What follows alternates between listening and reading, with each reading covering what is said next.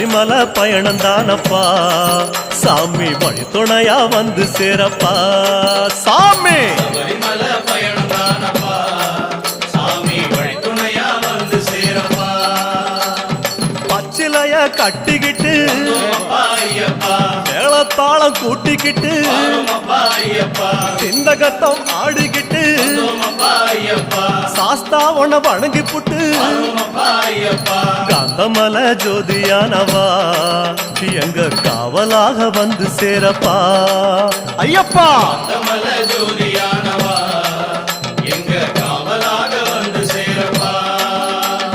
சன்னதியில் கட்டுங்கட்டி ஐயப்பா சபரிமலை காடு தேடி ஐயப்பா